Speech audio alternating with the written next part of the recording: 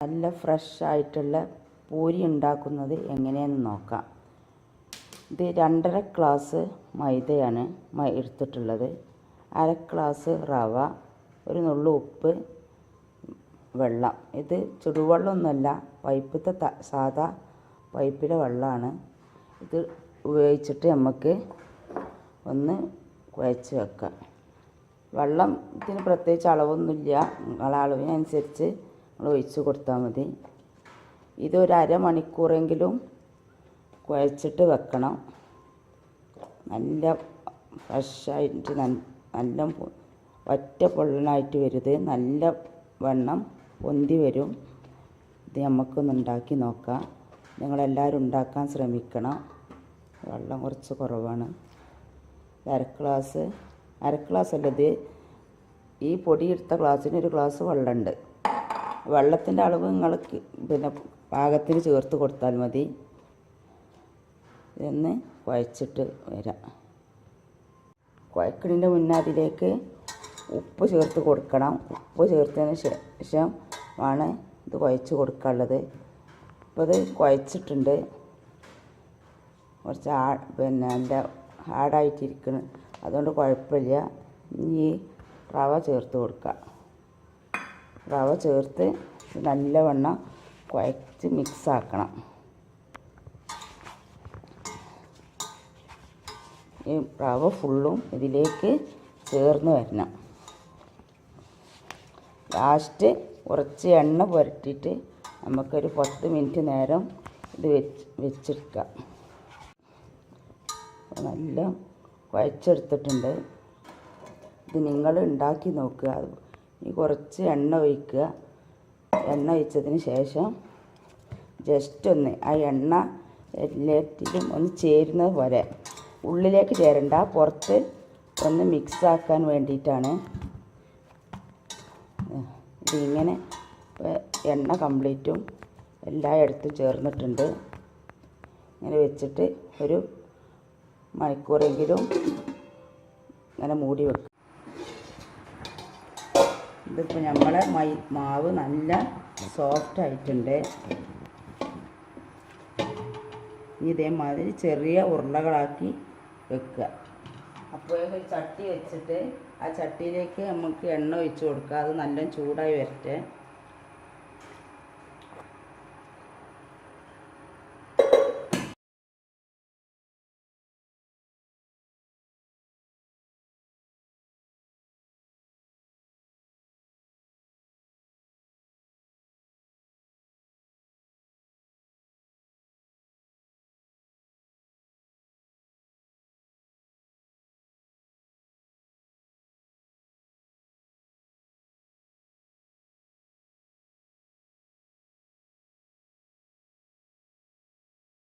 ഫ്രഷായിട്ട് ഉണ്ടാക്കിയാൽ കഴിക്കാനാണ് ഇത് ടേസ്റ്റ് ഉണ്ടാവുക.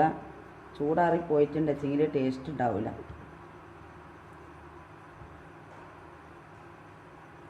ഇത് ഞാൻ ഈ പ്രസ്സിൽ അമർത്തിക്കാണ്ടാണ്, പകൽ പരത്തിക്കാണ്ടല്ല ചുടൽ, പ്രസ്സിൽ അമർത്തലാണ് ചെയ്യണത്. എണ്ണ ചൂടായി വന്നിട്ടുണ്ട്. ചൂടായിപ്പോഴാണ് നോക്കിയാലോ.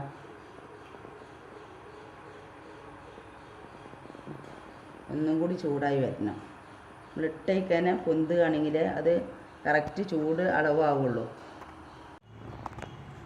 ഇതിങ്ങനെ ഒരു കുറേശ്ശെ എണ്ണ 2 ഇതിമലും തേച്ച് കൊടുക്കുക. അതിന് ശേഷം ഇങ്ങനെ അമർത്തി കൊടുത്ത് ഇങ്ങനെ ചുട്ടെടുക്കുക. അത് ഒറ്റ പൊള്ളനായിട്ട് വരും. പരത്തി കൊടുക്കേണ്ട ആവശ്യമില്ല.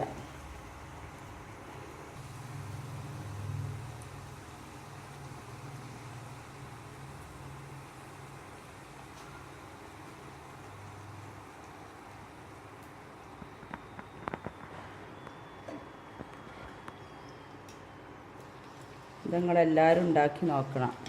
ഇതിൻ്റെ മാവ് അളവൊക്കെ ഞാൻ അതിൻ്റെ മുന്നേ കാണിച്ചിരുന്നു. അത് ശരിക്ക് വെള്ളം നിങ്ങൾക്ക് കറക്റ്റ് അളവിൽ ഒന്നാകെ ഒഴിച്ച് കൊടുക്കണ്ട. ഒരു സ്പൂൺ കൊണ്ട് ഇളക്കി കൊടുത്തതിന് ശേഷം ഒഴിച്ച് കൊടുത്താൽ മതി.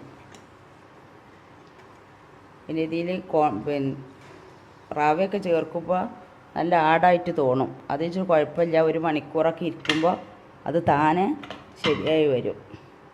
പിന്നെ എണ്ണ കുറേശ്ശെ തടവിയിട്ട് ഇങ്ങനെ പൊരിച്ചെടുക്കുക.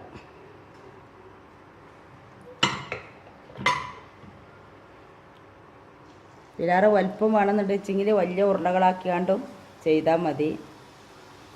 പരത്തി കൊടുക്കേണ്ട ആവശ്യമില്ല. ഇതുപോലെ നല്ല ഫ്രഷായിട്ട് ഉണ്ടായി കിട്ടും. ഇതിലേക്ക് തേങ്ങാപ്പാൽ യൂസ് ചെയ്യാൻ പറ്റും, നല്ല ടേസ്റ്റ് ഉണ്ടാവും. കട്ടി തേങ്ങാപ്പാൽ എടുത്തിട്ട് നല്ല മധുരം ചേർത്ത് അങ്ങനെയും കഴിക്കാൻ പറ്റും. എരിവും ചേർത്ത് കഴിക്കാം, തേങ്ങാപ്പാലിലും കഴിക്കാം. ഇത് ബീഫാണ് ഇതിലേക്ക് ഞാനിപ്പോൾ എടുത്തിട്ടുള്ളത്. നിങ്ങളെല്ലാവരും ട്രൈ ചെയ്ത് നോക്കുക. ഇഷ്ടമായെങ്കിൽ ലൈക്ക് ചെയ്യാൻ മറക്കരുത്, ഷെയർ ചെയ്യുക. താങ്ക്സ്.